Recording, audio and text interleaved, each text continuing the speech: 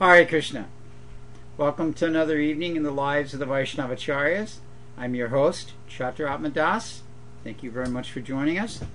We do want to thank our sponsor, as I've grown accustomed to these last few weeks, Krishna.com. They very kindly have provided us with this studio space, this airtime on the internet, and the opportunity to speak about something that has been a life's goal of mine, the lives of our Vaishnava Acharyas. And we want to encourage any of you out there that would like to help support the different projects of Krishna.com, whether it be this Monday night broadcast or any of the other broadcasts they do Tuesday, Wednesday, Thursday, Friday, or any of their many other programs that help you connect to the worldwide net of the Hare Krishna movement. We encourage you to go to donations@krishna.com, and you can give whatever you'd like to. All right.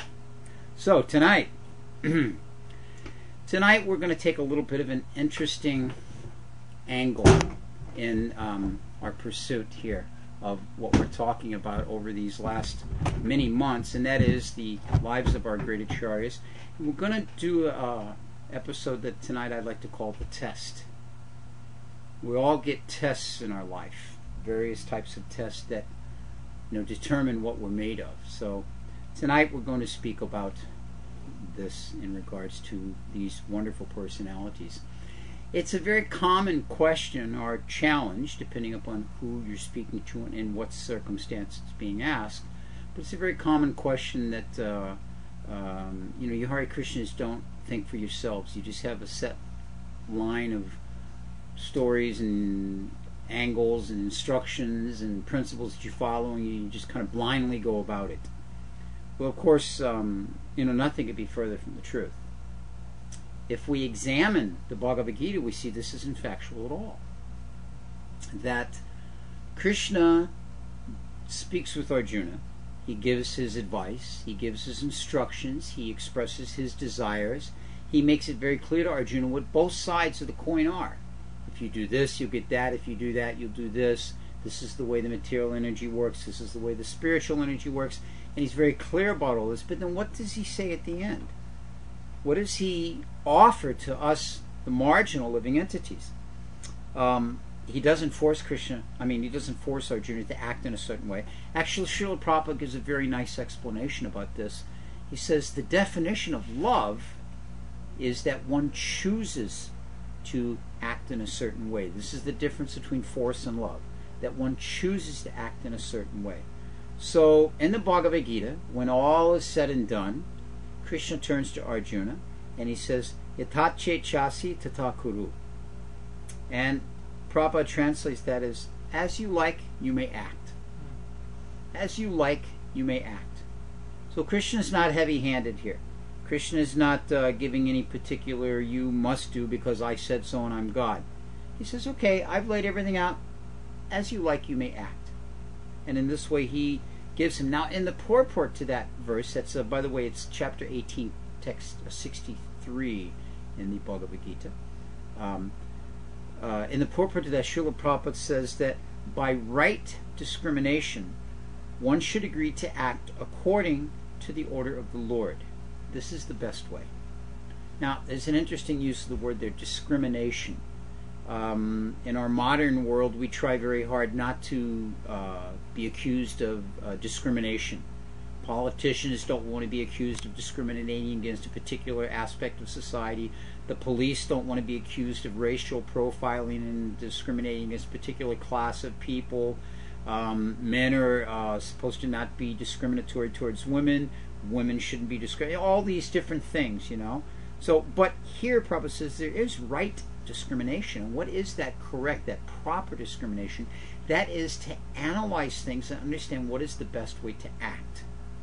Not according to my whim, but according to the particular, according to the particular guidelines that I'm basing my life on, hopefully on religious principles coming from Krishna. So in this way, we will see tonight, we will examine the lives of some of the associates of Sri Chaitanya Mahaprabhu. We will look at their tests. We will discuss their deliberations. And then we will ultimately be able to analyze what their process of surrender was. So that'll be this evening's program. I want to take just a second. We've got a number of our old friends here in the chat room tonight. I see we've got Kremlin Prabhu is there. Manjesh, it's good to have you back with us, Manjesh. Manjesh just made it in last week at the end of the show. Bhakta Patrick is back. And Sharnay 108 is there. And Tulsi Time. See a new member of the chat room, Tulsi Time. Any of the rest of you that are out there in our viewing audience, we do encourage you that if you would like to just log in and let us know you're there, and that Chuck 108 just joined us, that you're there, and if you let us know where you're viewing from. We always kind of like to get an idea of where people are tuning in to Krishna.com from all over the world. So we're going to start this evening with Sanatana Goswami. We've spoken about Sanatana Goswami before. We've dedicated a single night, and we brought his name and activities into the lives of many of the other acharyas that we've spoken about as well. Actually, if we sat here from now until the end of the dissolution of the universe, we couldn't fully discuss the pastimes of Sanatana Goswami. So we won't delve into all the aspects of his life, but there's a particular build-up to a certain pastime that I want to give. Now, we'll all remember that Sanatana Goswami had a great birth. Very, very highly educated, very learned personality. Great wealth was at his disposal. If I dare use the word, fabulous wealth. As we've heard from the Bhakti Ratnakar, from the Chaitanya Charitamrita, from the Chaitanya Bhagavat. He was living in Ramkeli with his brother. They were responsible for overseeing the Muslim government at that time. In that circumstance, the Muslim rulers had, either by force or by persuasion or by threat, arranged for many of the different Vaishnavas to engage in their service. It was just a matter of who you were, just like some of us work for different types of businesses or corporations here while we're executing our devotional service. A similar situation. So, in this way, he and his brother were managing the kingdom, and they met Sri Chaitanya Mahaprabhu in Ramkeli. Very, very wonderful meeting. I noted last week how Jiva Goswami was a little boy looking from behind the tree and observed this meeting. And this became the impetus for their giving everything up to surrender to Sri Krishna Chaitanya Mahaprabhu and ultimately going to Vrindavan. So Sanatana Goswami, his circumstances we mentioned was a little bit more awkward. He still was engaged after Rupa and Anupam left, and decided I can't do this anymore, so sent some messages in that I'm feeling ill, I'm staying at home not well, can't make it to work today, don't feel, got the stomach flu, oh I have a head, like that. Some of you out there may have used these various excuses on Janmashtami or whatever. So in this way, the Nawab became a little concerned. It's been a few days now, he hasn't been, let me go check. And he goes to his house, pops in, just like you can imagine if the boss surprises you on your sick day. He may or may not find you there. And he finds Sanatana Goswami sitting in the middle of an assembly of great devotees discussing Srimad Bhagavatam. And wait a minute, you're not sick. So he became very angry and he jailed him. Forced him, you have to come back to service, you're ruining all my plans. And Sanatana Goswami told me, I can't do it, do what you like. So he was jailed. And of course we know the story. He was arrested, jailed, he bribed his way out of the jail. Interesting way there, because the jailkeeper was, maybe not the most scrupulous of persons. He was encouraged by Sanatana Goswami. First he tried to encourage him by dint of their apparent Muslim brotherhood. Oh, I'm going to go to Mecca, please let me go. Oh, I can't do that. Well, I can give you such and such gold coins. Oh, well, I can double the gold coins. Oh, I don't know, I can. I can give you more gold. Okay, I'll do it. So, as they say, every man has his price. So Sanatana was able to find out the jailkeeper's price, arrange for his escape. Now, during this time, after he gets out, he travels. He's wandering like a madman, traveling, trying to stay, as they say, off the map, not be detected, and at the same time get away, traveling through the forest, traveling through the fields, traveling through the wooded areas, traveling over the mountains, traveling by the rivers, all these different ways, very, very little to eat, if anything, begging whatever he might be able to find. very, very difficult conditions, just the clothes on his back. He didn't have like, okay, bring the suitcase, okay, unpack it each night, throw the sleeping bag out, blow up the air mattress. No, it's nothing like that. Sometimes you see devotees travel and they have all these things. So, at any rate, he was traveling in this way, and so he eventually came to, on the Ganga, to a city near Patna. Now, Patna is a very wonderful place. Very, very ancient city, very well known. One thing Patna is known for is it is where all of the animal sales, and I don't mean for slaughter, but domestic animals. You need horses, you need cows, you need camels. Patna is very famous for their animal market, and Sanatana Goswami's brother-in-law Sri Kanta lived there and was a very well-to-do animal merchant. And he sold horses, as a matter of fact. And in this process, he had attained great wealth, very well-to-do, and so he was happy to see his brother. But his brother was a bit bedraggled. His brother-in-law was a bit bedraggled looking. It mentions that Sri Kanta said to him, "Please, you shave, bathe, put on some new clothes, look like a respectable gentleman." And Srila Prabhupada mentions in the Chaitanya Charitamrita that Sanatana Goswami's reply was, "I will not stay here and do these things. I have to hurry. I'm leaving." So, in this way, he was continuing on. But Sri Kanta, who, after all, this was his family member, his brother-in-law, he was concerned about him. He wouldn't take anything. He tried to give him new clothes. "At least take this blanket." And he gave him, it describes a very expensive, very beautiful Bhutanese wool blanket. And this was his gift because, all right, he can wear it to keep warm, he can sleep on it at night, he can sit on it when he sits during the day, and this way it'll be a multi-purpose item which he can use nicely. You can imagine if he'd have given him some fancy this or that, or it would have just not been. But this was a very practical item. Many of you that have been in India have seen that the mendicants that travel around, they've got one specific blanket they use. They use it as a chadar, they sleep on it, they sit on it, and like that. So in this way, he had this very nice wool blanket. So, in due course of time, Sanatana Goswami continued on, and he arrived in Benares. In Benares was Chandrasekhar and Tapan Mishra.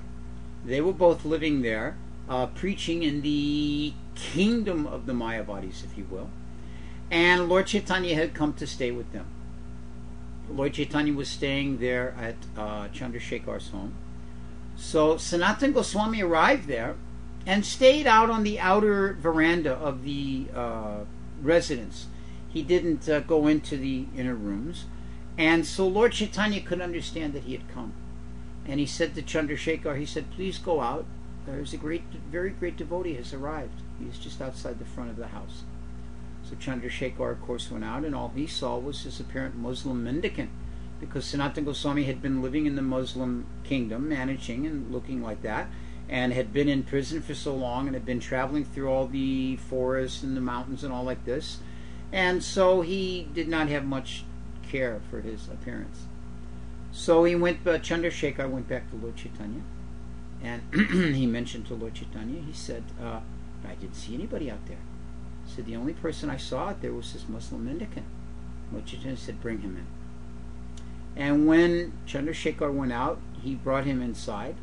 And when the Supreme Personality of Godhead, Sri Chaitanya Mahaprabhu, saw Sanatana Goswami, he rose and walked across the room and embraced him with great affection and tears, and was so happy to see him. Such satisfaction he gained.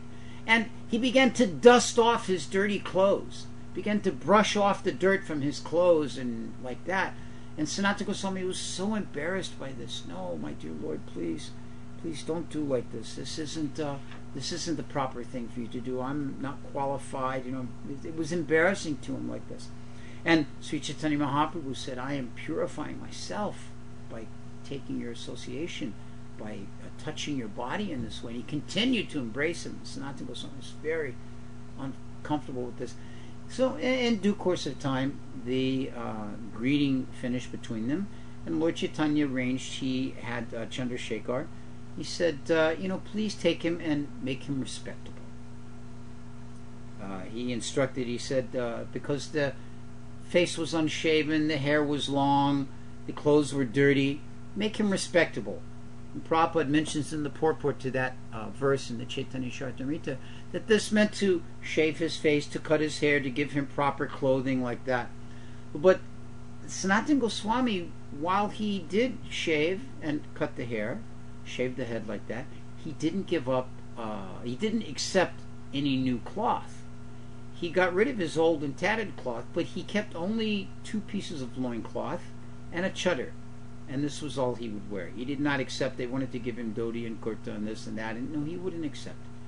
And of course he kept the blanket because this was a very practical function that he was using. So he was extremely renounced. 2 loincloths, 1 to wear, 1 to wash. And then 1 chadar to put on the body to cover the top, and then 1 wool blanket for sleeping and staying warm like that. This was his entire possessions. This is how he had appeared. So in this way he would maintain himself, and he would go out every day. They would invite him, please you come for prasadam. No, he wouldn't. He would go and do madhukari. He would go door to door and beg a little bit of rice, some little bit of sabji, some roti, whatever was there. And this was how he maintained himself. But when he would come before Lord Chaitanya, he noticed one thing, that Lord Chaitanya repeatedly, not once, but repeatedly looked to the blanket. You know, when you talk with someone, you can tell they're looking at some particular aspect of your person, or you have some earring on, or some shirt with a slogan on it, or you know, something, and they're talking to you, but they keep looking at this thing, and you notice that. So in this way, Lord Chaitanya continued repeatedly to look at this expensive blanket. Sanatana Goswami deliberated on this carefully and could understand what was the inner meaning of the Lord's action. So Sanatana Goswami, he went to the riverbank, and where people were there washing their cloth, and he found one old beggar. And this man was, you know, elderly and not very well kept, and he was a beggar. He didn't have very much. He had 1 old blanket he was using. So he went to the man and he said, my dear sir, I was wondering if you would please exchange your old blanket for this new blanket with me. And the man turned to him. Now, of course, this man, we know that he was aware of his circumstance. He may have accepted, this is my circumstance, but he was aware, I'm in an impoverished condition. I have less than most people. I am in a difficult circumstance. I have no means. And here's this man with this wealthy blanket coming, oh, will you trade me your ragged blanket for my fancy blanket? So he thought, this man is making fun of me. He's giving some joking, you know, tease to me. So he addressed him, my dear sir, why must you tease me like this? Sanatana Goswami assured him, no. He said, I am very serious. I want to trade you this. So the man could understand Sanatana Goswami was serious in this way, and he indeed traded with him. So Sanatana Goswami took this older, not very valuable, not very opulent blanket, and when he returned to Chaitanya Mahaprabhu, Chaitanya Mahaprabhu was very, very happy. Chaitanya Mahaprabhu could see that he has understood my mind, he has deliberated on it, and he has acted accordingly. So this was Sanatana Goswami's test. Now, there's a very interesting quote I'd like to read from the Chaitanya Charitamrita, that Krishnadas Kaviraj Goswami repeats the words of Chaitanya Mahaprabhu to Sanatana Goswami in this way. When Sanatana Goswami returned, the Lord asked, oh, where is your woolen blanket?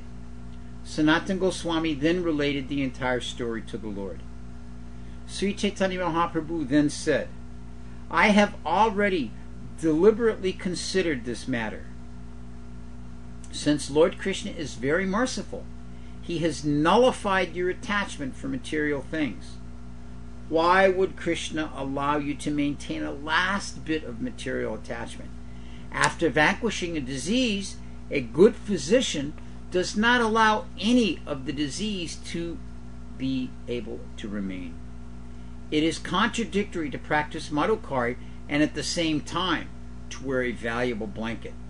One loses his spiritual strength by doing this, and one will become the object of jokes. Sanatana Goswami replied, "The Supreme Personality of Godhead has saved me from the sinful life of material existence.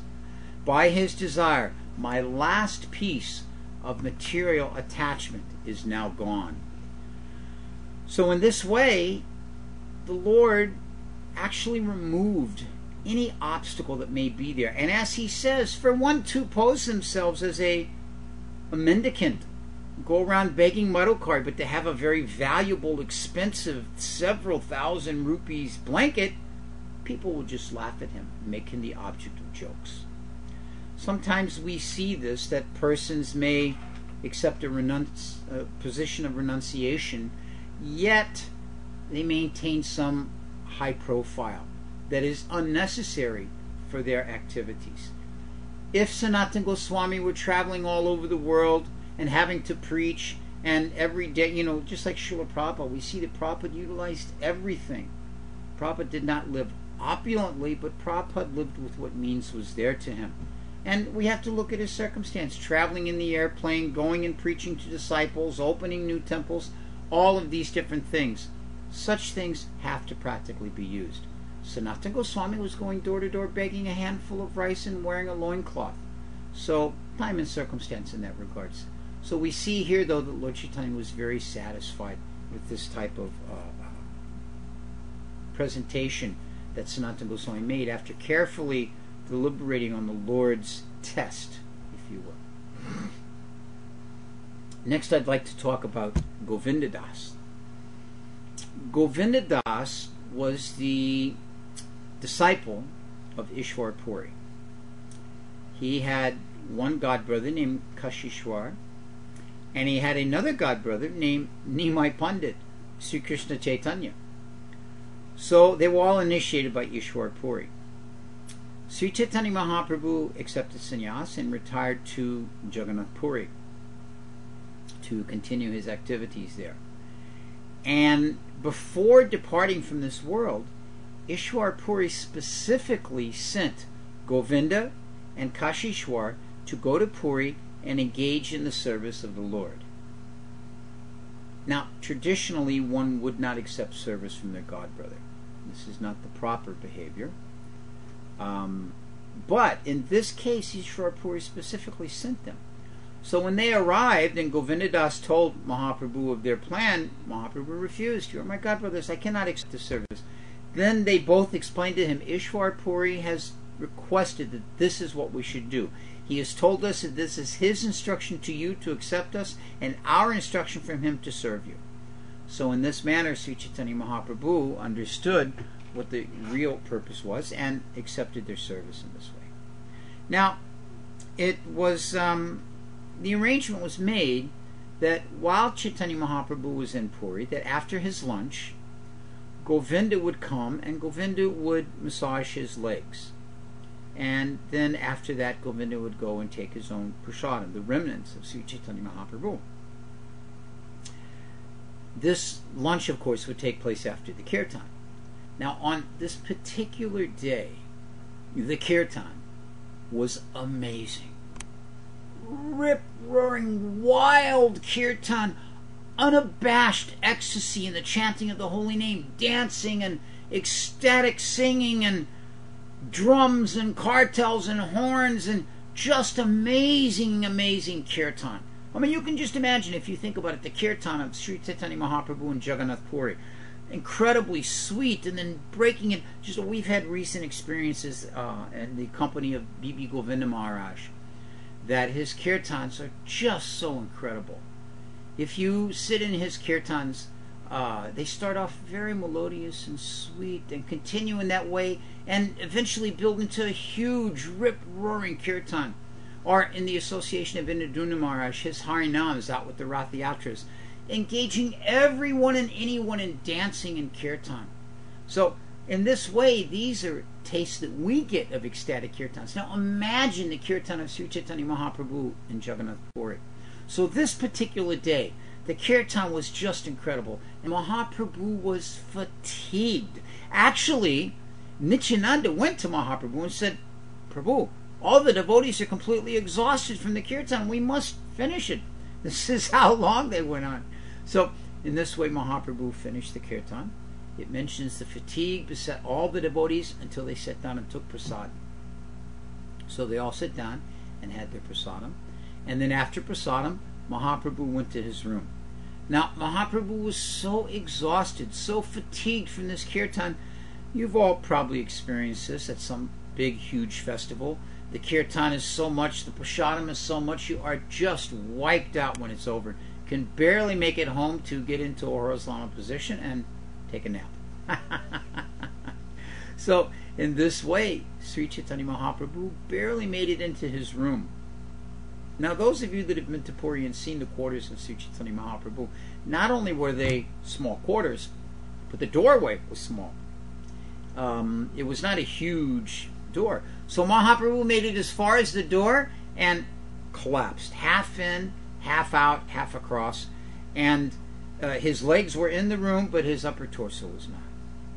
So Govinda Das came, said, Prabhu, he said, I'm here to give you a massage. If you can please just roll over, you're blocking the door, then I can step in and, give you a massage. Mahaprabhu said, I am too exhausted, I cannot move. So Govinda said, Prabhu, please, I want to do my service. If you could just a little bit move like that. Sri Chaitanya Mahaprabhu continued, I am too fatigued. I am barely staying alive. I can't move at all. And Govinda continued in this way. Please, Prabhu, please, if you just move a little. And Mahaprabhu continuing back, I am just too exhausted to move. I cannot budge. So finally, Govinda Das said, Prabhu, it is my service to give this opportunity to relieve your distress and your fatigue and give you this massage. So please, I'm asking one last time, you please just move to the side. And at this point, Mahaprabhu said, I cannot move. I am completely unable. You can render your service or not, that is up to you, but I simply cannot move. So Govinda thought, what to do? So he took his chadar off and he spread it out over the body of Sri Chaitanya Mahaprabhu, and then he stepped over him. Now, why is this such a particular issue? Because one never steps across the body of the devotee or of the Lord. You'll see sometimes if you bump into someone, if you happen to touch someone with your feet, devotees say, oh, I'm so sorry, oh, please excuse me, Prabhu, and they're touching each other's feet and forehead and like that, and asking for forgiveness. What to speak of to actually walk over someone? You'll see sometimes in a temple some newer person or some guest may not know this, and a devotee will be sitting there and they'll step over them. Or if someone's offering obeisances, to step over them like that. This is not correct at all. Matter of fact, here at the Krishna.com studios, I just saw a book on the table. There's a stack of them. It's called Vaisnava Etiquette. And it's a discourse given by His Holiness Bhakti Chiruswami, a teaching seminar he did on different types of Vaishnava etiquette. I'm very eager to get that book.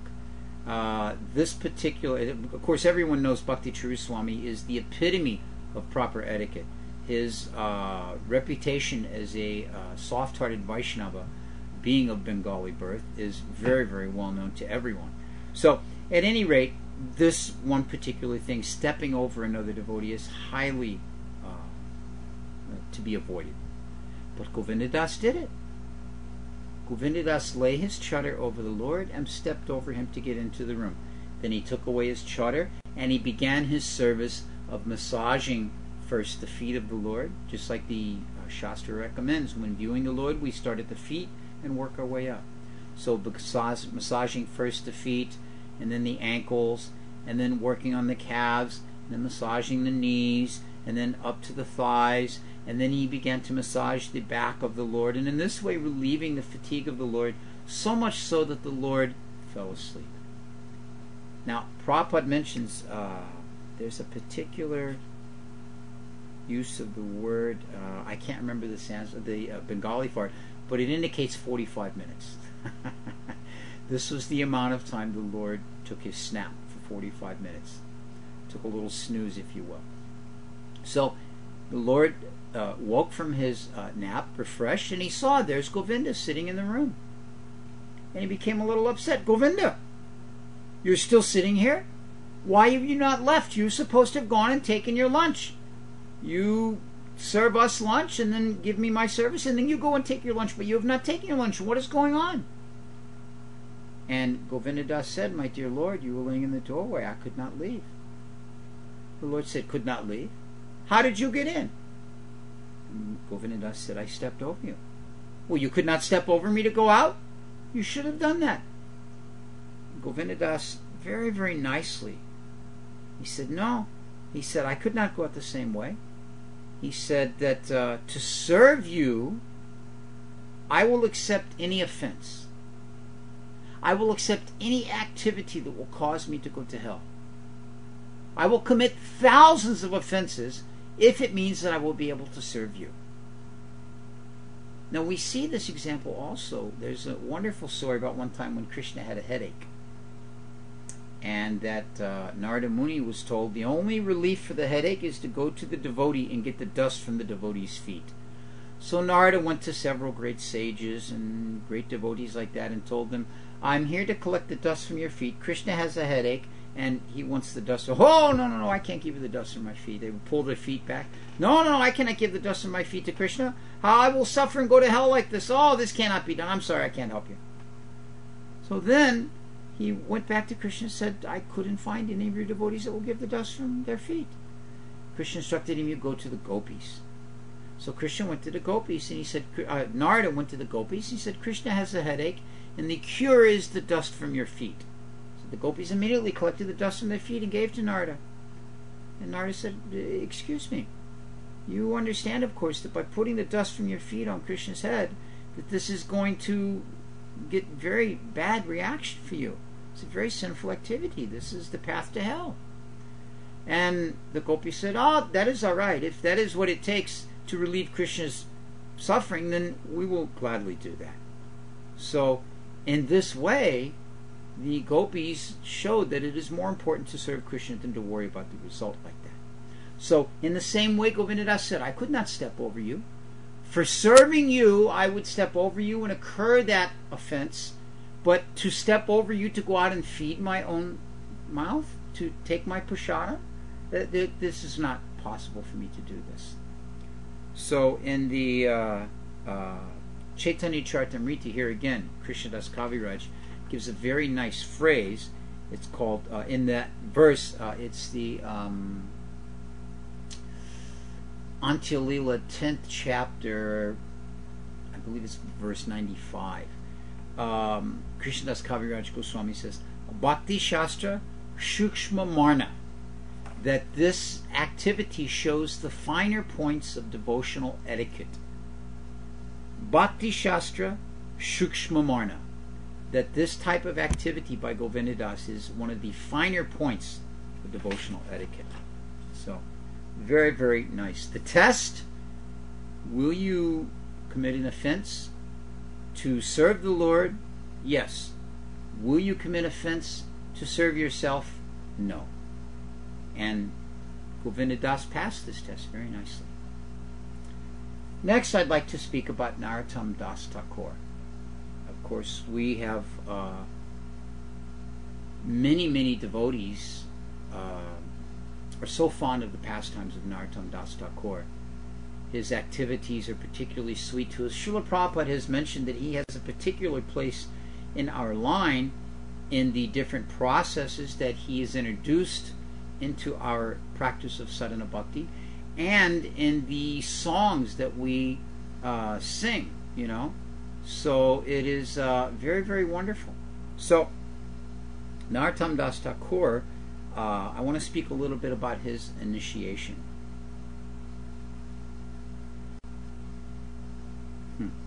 So Narottam Das Thakur, of course, we know the story throughout his life.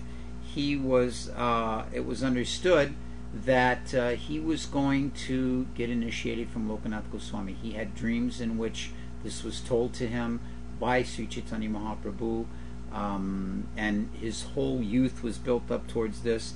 his departing from home, his arrival in Vrindavan, so many stories that lead up to that. But we're going to skip all the way to the point where Narottam Das Thakur is in Vrindavan.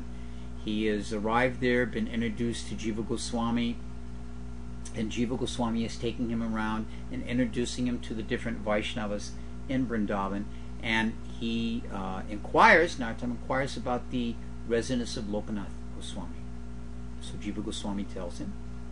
And Narottam Das Thakur goes to the abode of Lokanath Goswami. Lokanath Goswami, as I've mentioned many times, along with Bhugarbha Goswami, were the first two on the order of Mahaprabhu to come to Vrindavan to begin the process of excavating the holy places of the Lord. Excuse me.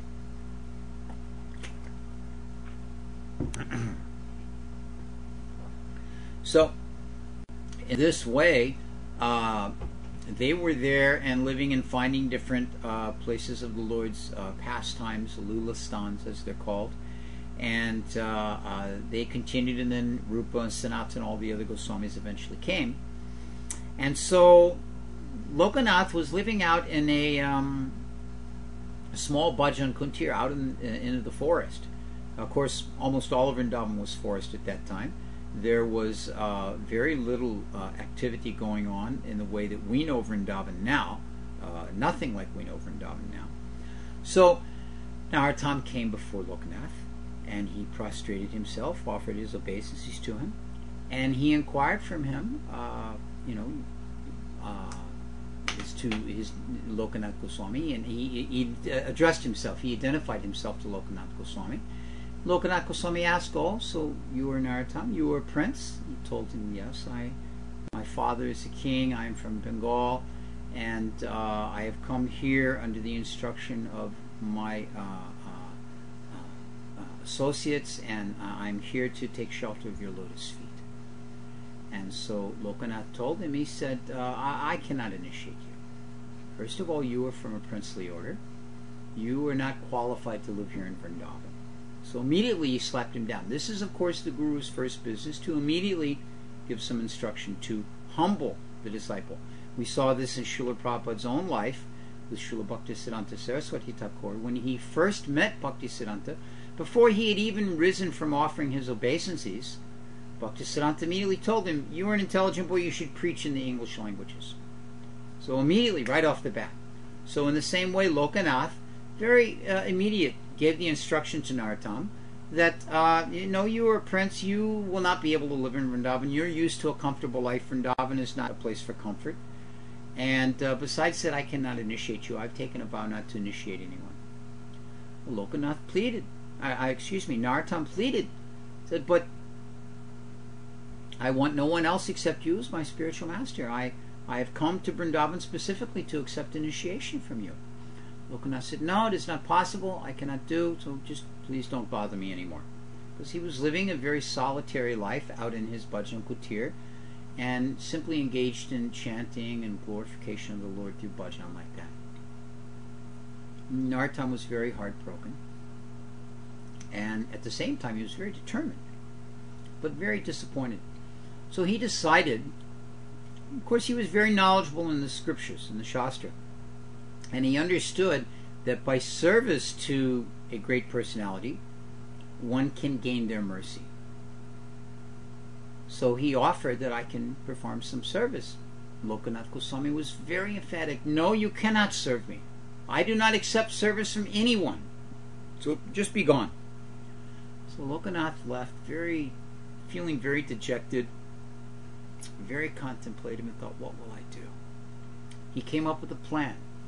Everyone, regardless of their circumstance, their position, they have to, if they have a material body, they have to deal with the call of nature, deal with the business of the body, if you will.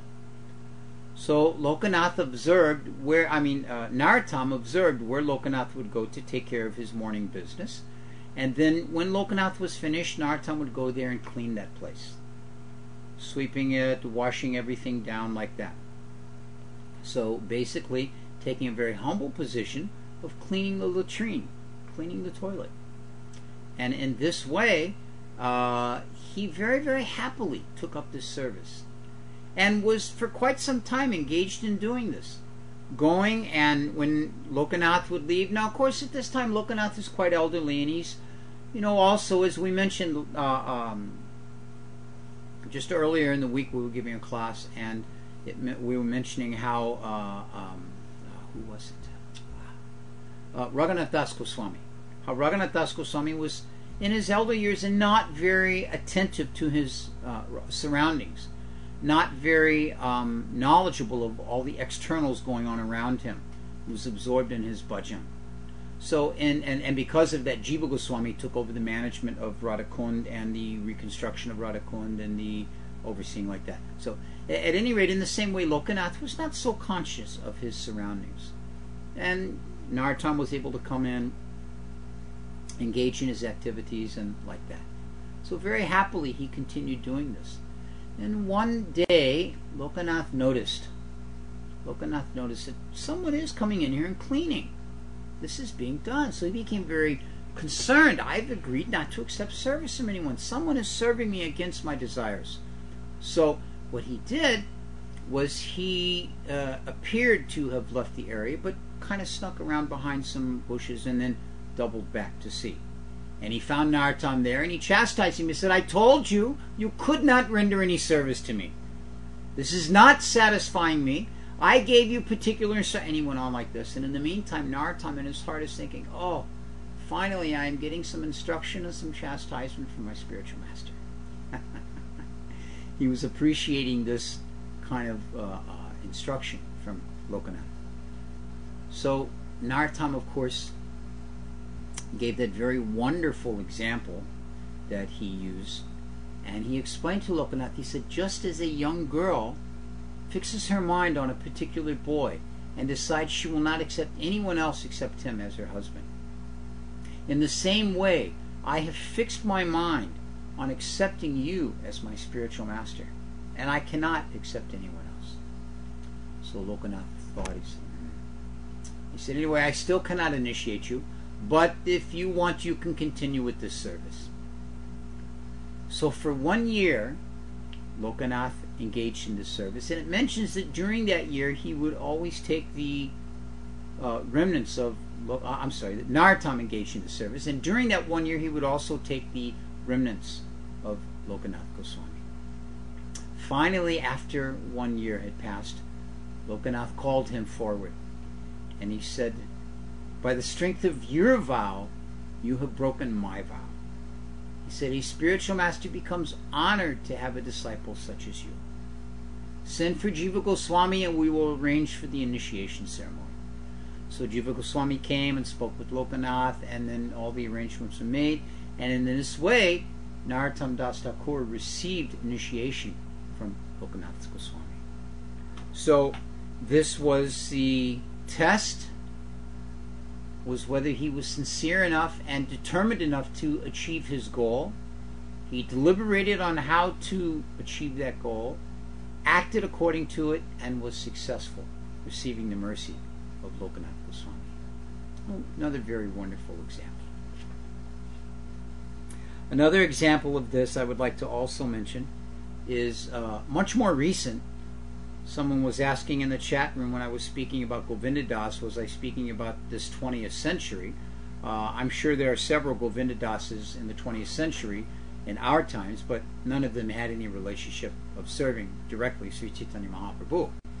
But now we're going to update a bit from the immediate associates of Mahaprabhu to Srila Bhaktisiddhanta Saraswati Thakur. Nonetheless, a divine associate of Sri Chaitanya Mahaprabhu, but in our current time period. So, of course, we know that Bhaktisiddhanta Saraswati Thakur, Bhima Prasad, was the son of Bhaktivinoda Thakur. And that as the son of Bhaktivinoda Thakur, of course, Bhaktivinoda Thakur is a very highly educated person, and at that time in his life, very wealthy and very well-to-do, very respected. And Bhaktisiddhanta Saraswati Thakur, being his son, was also equally learned. Matter of fact, he was even more learned, and the level of scholarship and education and philosophical understanding of Bhaktisiddhanta Saraswati was just amazing. If you read any of his translations or his lectures, it's very difficult to understand them. They're on a very high level. So, in this way, there were many persons that were desirous of having Bhaktisiddhanta as their disciple because it would increase their prestige. Sometimes we find that the guru is more concerned about prestige. You can imagine, oh yes, I am the spiritual master of Bhaktisiddhanta. Now, of course, that wasn't his name at the time, but like that. We saw this type of false understanding of the position of spiritual master in the pastimes of Bali Maharaj and Sukacharya. When Bali Maharaj was preparing to surrender himself to Vamanadev, his spiritual master Sukacharya was saying, no, you can't do this. This isn't really just a Brahmin dwarf boy. This is actually the personality of Godhead in disguise. He's here to take everything from you. And Sukacharya was thinking, and if he takes everything from you, he takes everything from me, because I'm your spiritual master serving in your court, and my entire life is being maintained by you. And if you lose everything, then I lose everything. So this type of thinking on the part of the spiritual master, Srila Prabhupada spends a great amount of time in the 8th canto of the Srimad Bhagavatam discussing this and speaking about how this is not the correct way for the spiritual master to behave. So Bhaktivinoda Thakur could understand this, and he instructed his son, because Bhaktivinoda Thakur had a very close relationship with another Mayapurvasi, Gorkashore Das Babaji. Gorkashore Das Babaji was a greatly advanced and renounced resident of the Dham, always engaged in service of the holy name, and without any material circumstances at all. And equally so, he posed himself as being completely illiterate, could barely sign his name. So, in this way, Bhaktivinoda Thakur instructed Bhaktisiddhanta, young Bhaktisiddhanta, you should go and take initiation from Gorkashore. So Bhaktisiddhanta approached Gorkashore and requested from him, I am here to desire to become your disciple. I request to take initiation from you. And in a similar mood to Lokanath, Gorkashore was renounced and living on his own in a very simple situation on the outskirts of town, on the bank of the Ganga, and not wanting any disciples. He said, I cannot accept you. He said, I've taken a vow, I will not take any disciples. He said, no, please, I'm begging. My father has sent me that I should please. He says, I cannot do anyway. Next time I see Mahaprabhu, I will ask him. So this was his response. So Bhaktisiddhanta Saraswati left, and then sometime later he came again to see Gorkashore, and he asked him, he said, did you think about my initiation? Did you see Mahaprabhu? He says, yes, I saw Mahaprabhu, but I forgot to ask him. He kind of put him off that way in a very kind of light-hearted way. I saw him, but I did not ask. So Bhaktisiddhanta inquired again, please, I'm begging you, must give me Diksha. So Gorkashore, all right, I will ask Mahaprabhu next time I see him. So sometime later, second time, Bhaktisiddhanta came to Gorkashore and he said, so did you inquire from Mahaprabhu about my initiation? I asked him, but he did not answer me, so I cannot do it. Oh, Bhaktisiddhanta was very disturbed by this. So he said to him, Bhaktisiddhanta said, Lord Krishna is very crooked. Gorgovinda Goswami gives a very nice lecture about Krishna being crooked. But he said, Bhaktisiddhanta said to Gorkashore Das Babaji, he said, Krishna is very crooked. He is always stealing this and cheating the gopis, and you are his most devoted servant. So how can I expect that you will be very straightforward with me? If you do not give me initiation, then I will have no choice but to take my life. My father has told me not to come back home until I have been accepted by you as a disciple. So, in this way, seeing the determination of Bhaktisiddhanta Saraswati, the steadfast, one-minded direction, he gave him initiation. And he was the only disciple throughout his entire life he initiated. And this single discipleship came in very, beneficial at the end of Gorkashore Das Babaji's life, when Bhaktisiddhanta stepped in and took charge of the final final funeral ceremonies, ayesta ceremonies for Gorkashore Das Babaji. So the test was given, the deliberation and determination was showed, and the goal was achieved by having faith, taking shelter of the Lord, and surrendering. So this has been some examples. We're almost at the top of the hour. There are many, many other examples, both in our acharyas and in our own daily lives, as we can see from Srila Prabhupada's example, the struggles he went through, the difficulties he asked us as his followers to observe while we were assisting him in starting this Krishna consciousness movement in the early days. And there are many, many different examples like that that we can at another time pursue. At this time, we're going to finish with this evening's presentation, and I'll ask if there's anyone in the chat room that has any questions, anyone that would like to ask any subject matters about tonight's presentation or anything else. We'd be more than happy to try and answer those. I see we have a few new people who have joined the chat room this evening. The benefit of these lectures from Krishna.com being connected with the chat room is that it does give an opportunity for back and forth for the listeners to be able to clarify points they may not have understood, and for us, the speakers, myself and the others that share this opportunity, to engage in some conversation back and forth. But we actually, there's someone has requested that we continue on a bit. I do have one other person that I set aside if we had a little bit of time. It's a shorter person, so I guess it won't hurt if we do that. Not the person is short, but the example is a bit shorter. We spoke a little bit previously about Sachimata, and last week we were discussing Vishrambar, and Vishrambar, the older brother of Chaitanya Mahaprabhu, and his taking sannyas and the impact this had on Sachimata. Now, Sachimata had two sons. Vishrambar was the elder son, Nimai Pandit was the younger son. And the elder son, as we mentioned last week, as soon as mother and father, Jagannath Mishra and Sachimata, began to make marriage plans for him, he immediately left home and took sannyas. This was under the influence and tutelage and direction of Advaita Acharya.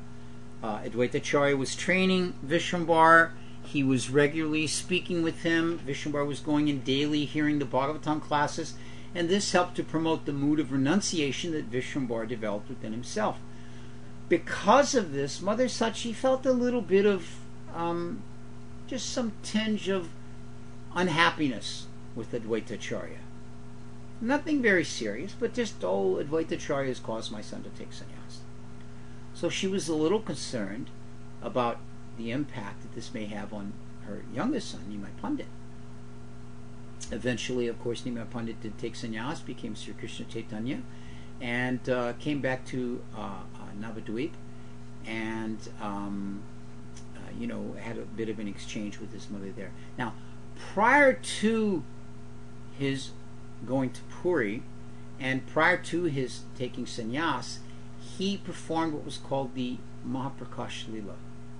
This was when he went to the home of Srinivas, Srivasangam, where they would hold the kirtans, and he sat down on the altar there and gave different benedictions to different devotees according to their desires, and blessed them with prema.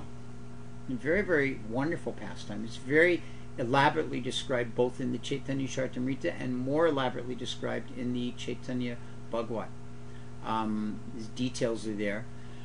So during this pastime, all the devotees are coming forward one by one, and different devotees were getting blessings and encouraging, what about this devotee? So finally, near the end, everyone had been received, but Mother Sachi had not come. So one devotee petitioned the Lord, what about Mother Sachi? She has not received your blessings. Mahaprabhu said, I will not give her my blessings, for she has offended a devotee. The devotees were shocked. Mother Sachi, your mother, How could she have offended anyone? She is the mother of the universe. She is always caring for the devotees, feeding them, taking care of their needs, giving them kindly instructions. How could she possibly offend anyone? Mahaprabhu explained, she has offended Advaitacharya. She has held some grudge against him. The only deliberation for her is if she gets the shelter and forgiveness of Advaitacharya. No, Mahaprabhu, they were saying, this cannot be. Your mother could not commit any offense. Mahaprabhu was very strict on this point. No, this is what must be done. So Sachimata approached Advaitacharya, and the explanation was given to Advaitacharya of how, that Mahaprabhu says that Sachimata has offended you. Advaitacharya simply laughed. He said, how has Sachimata offended me? It is not possible. I am her servant. She is the mother of the Supreme Personality of Godhead, Gora Hari. How could she possibly offend me? This is not possible. It's unheard of. So in this way, he responded, and they said, well, Mahaprabhu will not give mercy to Mother Sachi unless she can take the dust from your feet. Advaitacharya did not want to hear this. This was not possible. Somehow or another, Sachimata actually attained the dust from the feet of Advaitacharya. And of course, there was no grudge held by Advaitacharya. He completely didn't even think there was an offense, what to speak of, have to give her his forgiveness. So in this way, Sachimata was able to then return, and Mahaprabhu was able to give her her mercy. But this was another one of Mahaprabhu's tests, that one must be very cautious in their thoughts about another Vaishnava. One must be very careful about offending another Vaishnava. One must be very attentive that if one does accidentally or inattentively offend a Vaishnava, to get forgiveness from that Vaishnava. Because our entire process of mercy from the Lord is dependent upon the association of Vaishnavas. So with that, we will finish for the evening. We will request all the Vaishnavas in our listening audience to please give me your blessings that I will never offend any Vaishnava, and that we can continue on week after week with these wonderful discussions about the lives of the Vaishnavacharyas. So we want to thank you for joining us again in another chapter of Lives of the Vaishnavacharyas. I'm your host, Chaturatma. Hare Krishna. Good night.